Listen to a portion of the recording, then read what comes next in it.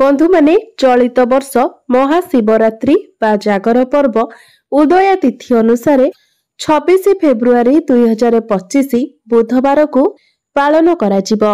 तो आजिर एही वीडियो रे आमे माने जानिबा पवित्र शिवरात्रि दिन आपण घर को केउ पवित्र जिनिस किनिके आनिबा उचित, जहा फलरे आपणको गृह रे केबे भी धन अर्णर अभाव हेबो नाही।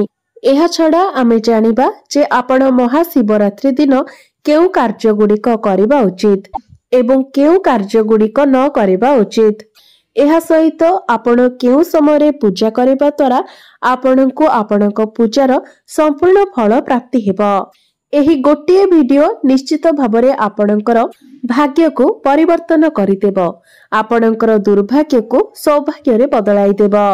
तो सेथिपाई बंधु माने आपण माने निजर फायदा पाई एही वीडियोटी को स्किप न करी थरे मात्र शेष पर्यंत निश्चय देखंतु एवं आपण माने जदि महादेवंकर भक्त होइथांती तेबे वीडियोटी को लाइक करी चैनल टी को सब्सक्राइब करी दियंतु एवं कमेंट बॉक्स रे भक्ति एवं श्रद्धार सहित ओम नमः शिवाय निश्चय लिखंतु।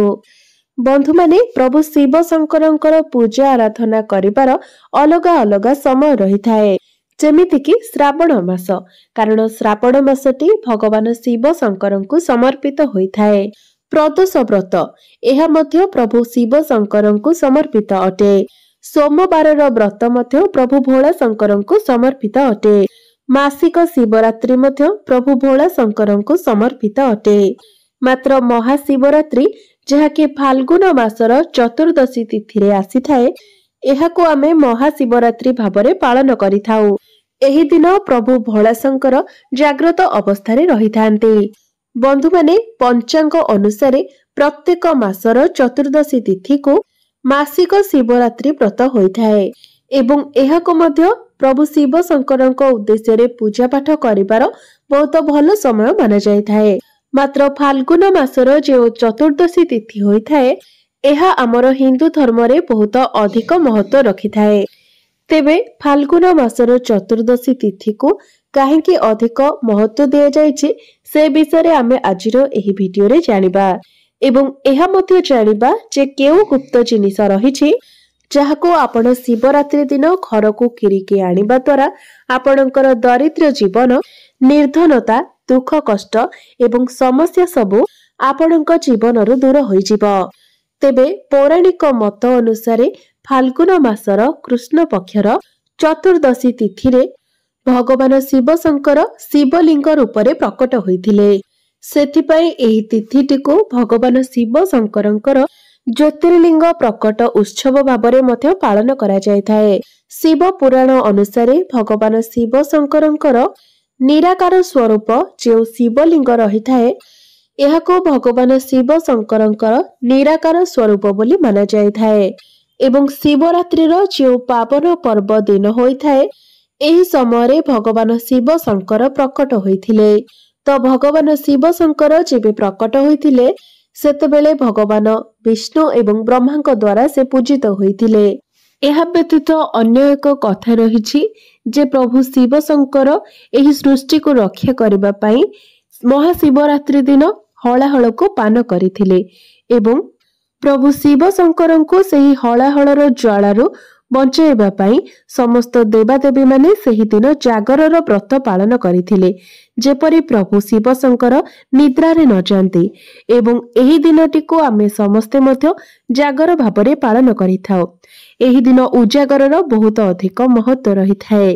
धार्मिक मान्यता अनुसारे महाशिवरात्रि दिन आपण पूजा एवं जलाभिषेक करिबा द्वारा आपणकर वैवाहिक जीवन रे जहा भी किछि समस्या रहिथाए ताहा सब दिन पई दूर होई जायथाए। आपणकर दाम्पत्य जीवन रे सुख समृद्धि आसीथाए। महाशिवरात्रि दिन 12टी ज्योतिर्लिंग प्रकट होइथिले, सेथिपाई मध्य आमे एही दिन महाशिवरात्रिर व्रत को पालन करिथाउ। आमर धर्मशास्त्र रे एपरि मध्य उल्लेख रहिछि जे जो साधक माने महाशिवरात्रिर व्रत पालन करिथांती सेमानंकु मोक्ष प्राप्ति होइथाए। जगत रे रहुथिबा समस्त मनुष्य एही महाशिवरात्रि दिन जदि व्रत रखिथांती तो सेही व्यक्तिଙ୍କ जीवन रे आसुथिबा समस्त दुख कष्ट को स्वयं महादेव दूर कर देइथांती। बंधु माने एही व्रत को पालन करिबा द्वारा आपणक जीवन रे चलीथिबा समस्त दुख कष्ट एवं समस्या दूर हो जाय थाए। एहा सहित आपणकर समस्त प्रकारर मनस्कामना मध्य पूर्ण होइथाए। भगवान शिव शंकर को आराधना करिबा द्वारा धन अन्न सुख सौभाग्य एवं समृद्धि प्राप्ति होइथाए। भगवान शिव शंकरंकर जेते भी भक्त अटंती पवित्र शिवरात्रि दिन जदि स्वच्छ मनरे पूजा पाठ करिथांती तो आपणकर एपरि कोनोसी इच्छा रहिबो नहीं जहा प्रभु भोला शंकर पूर्ण करिवे नहीं। प्रभु शिव शंकर को भोलानाथ कहा जाय थाए कारण से अल्प पूजा पाठरे संतुष्ट होई जाय थांती, सेथिपई तांको आशुतोष मते कहा जाय थाए। तेबे भगवान शिव शंकर को केउ समय पूजा करिबा द्वारा प्रभु शिव शंकर बहुत शीघ्र प्रसन्न होई थांती। आमर हिंदू शास्त्र रे प्रदोष काल को सबुठार उत्तम समय बोली माना जाय अछि। तेबे प्रदोष काल केउ समय होइताय ताहा आपण माने प्रथमे जानि नेबा उचित। तेबे प्रदोष काल हेउची सूर्यास्त परे एवं राति हेबा पूर्वरु अर्थात संध्या समय को प्रदोष काल बोली कहा जाय थाए। तो प्रदोष काल रे जदि आपण प्रभु शिव शंकरंकर पूजा पाठ करंती, आपण प्रभु शिव शंकरंकर मंत्र जप करंती एवं प्रभु शिव शंकरंकर उद्देश्य रे आपण जेउ भी उपायर पालन करिथांती सेही फल तत्काल ही आपण को प्राप्ति होइथाए। बंधु माने जदि होई पारे तो प्रदोष समय रे प्रभु शिव शंकरंकर जेउ 12टी ज्योतिर्लिंगर नाम कहा जायछि जदि आपण सेही नाम को जप करंती तो एहा द्वारा आपणकर कल्याण होइथाए। एहा हमर धर्मशास्त्र रे उल्लेख रहिछि। प्रभु भोला शंकरंकर 12टी ज्योतिर्लिंगर नाम नेबा द्वारा व्यक्तिर समस्त पाप धोई जाय थाए एवं पाप धोई जिबा सहित रोग दोष एवं समस्त समस्या मध्य दूर हो जाय थाए। सेथिपई पवित्र शिवरात्रि दिन 12टी ज्योतिर्लिंगर नाम आपण निश्चय नियंतु। तो एबे आसंतु जानि नेबा आपण शिवलिंग उपरे केउ जिनिस चढ़ाइबा उचित नुहे, कारण एही जिनिस गुड़िक अर्पण करिबा द्वारा आपणक जीवन को दुर्भाग्य आसी थाए। बंधु माने भगवान शिव शंकर को खुशी करिबा पई आमे समस्ते महाशिवरात्रि दिन श्रावण मासरे किंबा सोमवार दिन आमे माने व्रत रखि थांती एवं भगवान शिव शंकर को प्रसन्न करिबा पई आमे किछि ना किछि जिनिस मध्य अर्पण करिथाउ। मात्र एपरि किछि जिनिस रहिछि जहाको कि शिवलिंग रे आपण केबे भी चढ़ाइबा उचित नुहे। जेपरि कि आपण भूले मध्य केबे भी शिवलिंग उपरे तुलसी पत्र चढ़ाइबा उचित नुहे। एहा व्यतीत आपण शिवलिंग उपरे पैकेट वाला क्षीर मध्य केबे भी अर्पण करिबा उचित नुहे, जहा कि आमे मार्केट रु किनि के आनु सेही क्षीर आपण केबे भी शिवलिंग रे चढ़ाइबा उचित नुहे। कारण जदि आपण सहर रे रहुचंती एवं सेठारे आपण को गाईर क्षीर मिली पारु नाही तो आपण हुए तो पैकेट वाला क्षीर आनी भगवान को अर्पण करि देउथिबे। मात्र एपरि करिबा केबे भी उचित होई न थाए। एपरि करिबा द्वारा आपण पापर भागीदार होई पारंती। जदि आपण शिवलिंग रे क्षीर चढ़ाइबा को चाहुचंती तेबे गो मातांकर ताजा क्षीर को आपण चढ़ाई पारिबे। एहा व्यतीत आपण भगवान शिव शंकरंकर पूजा रे भूले भी केबे तराट फूल चढ़ांतु नाही, कारण प्रभु शिव शंकर तराट फूल को अभिशाप देइछंती। सेथिपई तराट फूल केबे भी भगवान शिव शंकरंकर पूजा रे प्रयोग करा जाय नाही एवं ध्यान रखिबे शिवलिंग उपरे भंगा चाउल किंबा फाटी जाइथिबा किंबा चिरी जाइथिबा बेलपत्र भूले भी केबे भी चढ़ाइबे नाही। जेतेबेले प्रभु भोला शंकर श्री गणेशंकर मुंड को खंडन करिथिले से समय प्रभु भोला शंकर बहुत दुखी हो जाइथिले, कारण प्रभु भोला शंकर निजर हाथ रे निजर पुत्रंकर वध करिथिले। सेथिपई प्रभु भोला शंकर संकल्प करिथिले जे मोर पूजा पाठ रे केबे भी खंडित जिनिसर व्यवहार करा जिवो नाही एवं सेबेटारु ही भोला शंकरंकर पूजा पाठ रे कोनोसी भी खंडित जिनिसर व्यवहार करा जाय न थाए। जदि एपरे किछि जिनिस आपण प्रभु भोला शंकर को चढ़ांती तो यह द्वारा आपण पापर भागी होइथांते एवं शिवलिंग उपरे सर्वदा ठंडा जिनिस चढ़ाइबा उचित होइथाए। बंधु माने आमे समस्ते प्रभु शिव शंकर पूजा रे बेलपत्र अर्पण करिथाउ। शिवलिंग रे आमे बेलपत्र चढ़ाई थाउ। मात्र आमे जेतेबेले बेलपत्र चढ़ाई थाउ तार डेम्फ को छिंडाइबा को भूली जाई थाउ। तो आपण यह मन रखिबा उचित जे जेतेबेले आमे प्रभु शिव शंकर को बेलपत्र अर्पण करूछे तो बेलपत्र रे लागिथिबा डेम्फ को छिंडाई देबा उचित एवं बेलपत्र को सर्वदा ओलटा करी शिवलिंग रे चढ़ाइबा उचित। एबे आसंतु जानिबा आपण केमिति भाबरे अभिषेक करिवे, कारण एहा मध्य आपण माने जानिबा उचित। कारण जदि आपण शिव शंकरंकर पूजा पाठ रे किछि भूल करि देउछंती तो प्रभु शिव शंकर क्रोधित होई जाइथांती। प्रभु शिव शंकर अल्प पूजा पाठ रे ही संतुष्ट होई जाइथांती एवं खूब शीघ्र क्रोधित मध्य होई जाइथांती। सेथिपाई शिवलिंग रे सर्वप्रथमे पंचामृत अर्पण करिबा उचित, जेपरिकी क्षीर, गंगा जल, केसर, महू एवं जल। एहा व्यतीत क्षीर, दही, गुड़, घी, महू एहार मिश्रण रे मध्य आपण पंचामृत बनाई पारिबे। तो एई सब जिनिस जदि आपण भोला शंकर को अर्पण करंती तो प्रभु भोला शंकर आपणकर समस्त मनोस्कामना को पूर्ण करिथांती। महाशिवरात्रि दिन जो प्रथम प्रहर रे जल, द्वितीय प्रहर रे दही, तृतीय प्रहर रे घी, चतुर्थ प्रहर रे महू जदि आपण एहाकू अभिषेक कराई थांती तो आपणकर समस्त कष्ट को प्रभु भोला शंकर गोटे दिन रे ही हरण करि नै थांती। एवं एही महाशिवरात्रि दिन आपण भगवान शिव शंकर को भांग निश्चित भाବରେ अर्पण करिबा उचित। तो आपण माने चेष्टा करंतु एही महाशिवरात्रि दिन प्रभु भोला शंकर को भांग अर्पण करिबा पई। एपरि करिबा द्वारा भोला शंकर बहुत ही प्रसन्न होइथांती। बंधु माने आपण माने जानती दुब प्रभु गणेशंकर अति प्रिय होइथाए। मात्र आपण जदि शिवलिंग उपरे मध्य दुब चढ़ाई थांती तो प्रभु भोला शंकर अत्यंत प्रसन्न होइथांती। दुब चढ़ाइबा द्वारा आपणक मनरु भय दूर होइथाए, कारण जो व्यक्ति शिवलिंग उपरे दुब अर्पण करिथाए सेही व्यक्तिर जीवन रे केबे भी भय आसी न थाए, सेही व्यक्ति केबे भी भयभीत होई न थाए। शिवलिंग रे समीपत्र चढ़ाइबा द्वारा मध्य एहा द्वारा आपणकर समस्त मनोस्कामना पूर्ण होइथाए। तो शिवलिंग रे गंगा जल अर्पण करिबा परे जदि आपण समीपत्र चढ़ांती तो आपणकर समस्त मनोस्कामना अति शीघ्र पूर्ण होइथाए।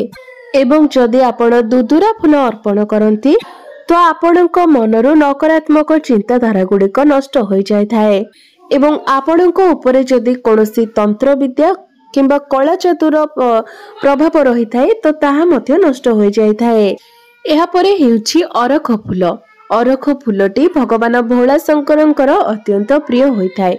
तो आपणकर जदि कोनोसी विशेष मनोस्कामना रहिछि तो आपण प्रभु भोला शंकरं को अरख फूल अर्पण करंतु। एहा परे हेउछि अश्वत्थ पत्र। अश्वत्थ पत्र को मध्य भोला शंकरं को अर्पण करा जाइथाए।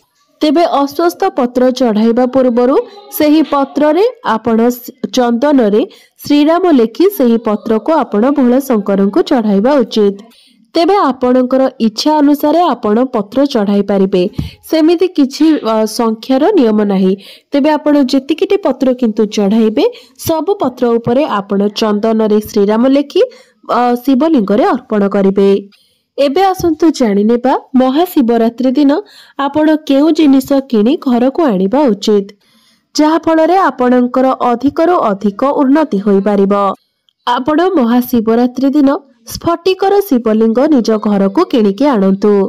स्फटिकर शिवलिंग को बहुत उत्तम शिवलिंग बोली माना जाइथाए। जेमिति आम निज घरे स्फटिकर त्रिकोण रखिथाउ, स्फटिकर माला भी आमे व्यवहार करिथाउ। स्फटिक माँ लक्ष्मीकर मध्य अत्यंत प्रिय होइथाए। तो आपण शिवरात्रि दिन स्फटिकर शिवलिंग निज घर को नहीं आसंतु। तापरे आपण कोनोसी भी शिवलिंग रे एही स्फटिक शिवलिंग को छुआईकी नहीं आसंतु। तापरे एही शिवलिंग को आपण निज घरे स्थापित करंतु।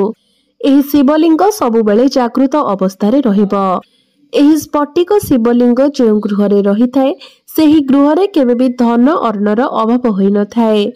कोनोसी प्रकारर भौतिक सुखर अभाव होई न थाए। एहा परे हेउछि चांदीर। आपण एबेठारु ही कोनोसी ज्वेलरी शॉप रे चांदीर बेलपत्र करबा पई ऑर्डर दे दियंतु जहाको कि आपण शिवरात्रि दिन निजर घर को आनिबे। जदि आपण महाशिवरात्रि दिन चांदीर बेलपत्र निजर घर को आनंती तो यह द्वारा आपणकर दुर्भाग्य मध्य सौभाग्य रे परिवर्तन हो जाय थाए। बंधु माने आपण माने समस्ते जानती बेलपत्र प्रभु शिव शंकर को अत्यंत प्रिय होई थाए एवं बेलपत्र को मां पार्वतींकर स्वरूप बोली मध्य माना जाय थाए। तो जो गृह रे एही बेलपत्र रही थाए सेही गृह रे प्रभु शिव शंकर सहित मां पार्वती मध्य वास करिथांती अर्थात शक्ति एवं शिवंकर वास होई थाए। जो स्थान रे शिव एवं शक्ति एकाठी रही थांती सेही स्थान तीर्थ स्थान परि होई जाय थाए। तो आपण शिवरात्रि दिन एक चांदीर बेलपत्र नहीं आसंतु एवं एहाकू शिवलिंग रे छुआई कि नहीं आसंतु। एहा फल रे एहा जागृत होई जिवो। जागृत जिनिस सब बेले ही फल प्रदान करि। एहा परे हेउची नाग नागुणी जोड़ी। जदि आपणक जीवन रे कोनोसी भी दोष लागि अछि जेपरि कि काल सर्प दोष, शनि दोष, राहु दोष, पितृदोष किंबा कोनोसी प्रकार दोष हेउ जहा फल रे आपणकर आध्यात्मिक उन्नति होई पारु नाही, आपण केबे भी निज जीवन रे उन्नति करि पारु नाहंती, तो आपण महाशिवरात्रि रो पावन पर्व रे नाग नागुणी जोड़ी आपण किणिकी नहीं आसंतु। एहाको आपणको राति 12टा समय रे शिवलिंग रे छुआइबाको हेबो जहा फल रे एहा जागृत अवस्था को आसी जिवो।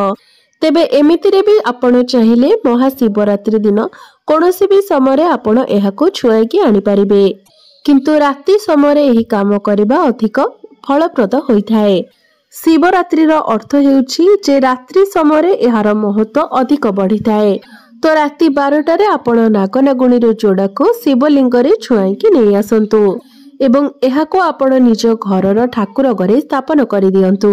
एहा आपणको समस्त प्रकार दोषरु बचाई थाए। जदि आपणको गृह रे वास्तु दोष थाए किंबा गृह रे सर्वदा झगड़ा हेउ थाए किंबा आपणको कुंडली रे काल सर्पर दोष रही थाए, एही समस्त प्रकार दोषरु आपणको बचाई थाए। आपण चाहिले एही दिन निज घर को त्रिशूल किनिकी मध्य आनी पारिबे किंबा कोनोसी मंदिर रे मध्य आपण त्रिशूल दान करि पारिबे। त्रिशूल को जदि शिवलिंग रे छुआई सेही त्रिशूल को घरे रखा जाए तो एहा फल रे आपणकर शत्रु मानकर नाश होई थाए। आपणकर शत्रु माने आपणकर कोनोसी भी क्षति करि पारि नथांती। आपणको शत्रु मानक ठारू एहा सुरक्षा प्रदान करि थाए। जदि महाशिवरात्रि दिन आपण भोला शंकरंकर अति प्रिय जिनिस डंबरू निज घर को किणिकी आनी थांती एवं निज गृह रे एहाकु स्थापन करि थांती तो एहा फल रे आपणको प्रभु शिव शंकरंकर कृपा प्राप्ति होई थाए। आपण चाहिले एही दिन नंदी महाराजंकर मूर्ति मध्य घर को आनी पारिबे। नंदी महाराजंकर मूर्ति को घर को आनिले प्रभु भोलानाथ बहुत ही प्रसन्न होई थांती, कारण नंदी कोनोसी साधारण नुहंती। ताहाको भगवान शिव शंकरंकर आत्म स्वरूप बोली कहा जाय थाए। आपण चाहिले एही दिन नुआ शिवलिंग मध्य किणिके आनी पारिबे, किंतु गोटे आंगुठी बराबर शिवलिंग आपणको आनिबाको पड़िबो। घरे जो शिवलिंग स्थापित करा जाय थाए ताहा आंगुठी बराबर शिवलिंग हेबा उचित होइताए। ताहाठारो अधिक उच्चता विशिष्ट शिवलिंग घर पई शुभ होई न थाए। यह समस्त प्रकार रोग व्याधि आपणको बचाई थाए। आपणकर समस्त दुख कष्ट समाप्त हो जाय थाए। तो बंधु माने मोर ही भिडियोटी जदि आपण मानकु भलो लागि थाए तेबे भिडियोटी को लाइक करी चैनल टी को सब्सक्राइब करि देबे एवं कमेंट बॉक्स रे भक्ति एवं श्रद्धार सहित ओम नमः